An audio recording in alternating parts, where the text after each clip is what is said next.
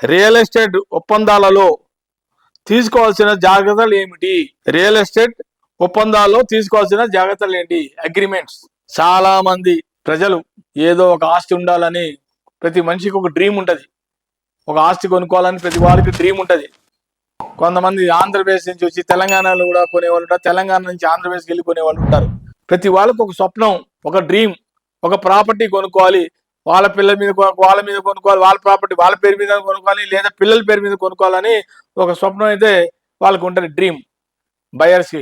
బయర్స్కి నేను చెప్పేది ఒకటే, ఒప్పందాలు చేసుకునే ముందర మీకు తీసుకోవాల్సిన జాగ్రత్తలు ఏంటి? నెంబర్ 1, ఎవడైతే భూమి మీకు అమ్ముతున్నాడో ఆ టైటిల్ డీడ్ కరెక్ట్ గా ఉందా లేదా చూడండి. దాంట్లోనే ఎక్కువ మోసాలు జరుగుతాయి. అగ్రిమెంట్ పేపర్ చూపిస్తాడు, సేల్ డీడ్స్ చూపించే పేపర్ లో అది డూప్లికేట్ కి ఎక్కువ ఆస్కారాలు ఉంటాయి. వాడు ఒరిజినల్ చూపించాడు, పేరు తందే అని చెప్తాడు, కానీ అతని పేరు రెవెన్యూ రికార్డ్స్ లో మీరు చెక్ చేసుకోకపోతే అక్కడ పేరు వేరేది ఉంటది, అక్కడే మీరు మోసపోతారు.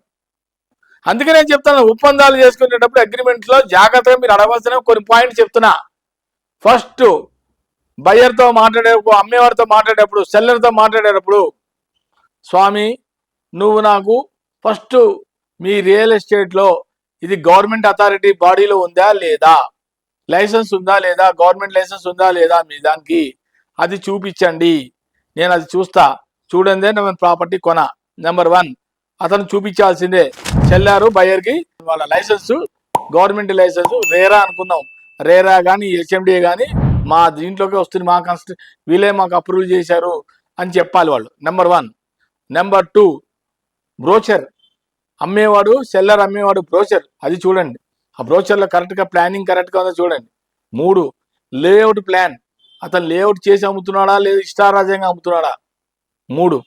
4వది సేల్ డీడ్స్, అతను అమ్మే సేల్ డీడ్స్ అగ్రిమెంట్స్ మీద ఒప్పందం పెట్టుకునే ముందరా అతను దగ్గర ఉన్న సేల్ డీడ్ కరెక్ట్ అయినా కాదా, లేదంటే డూప్లికేట్ సేల్ డీడ్ చూపించి మీకు అమ్ముతున్నాడా.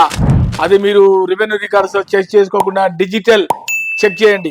డిజిటల్ చూడండి, అది ఇతను అమ్మే భూమి, సర్వే నెంబరు, జ్యూరిడిక్షను, ఎన్ని ఎకరాలు మీకు అమ్ముతున్నాడో ఇవన్నీ కూడా ఒకసారి చెక్ చేసుకొని అప్పుడు ముందుకు పోండి.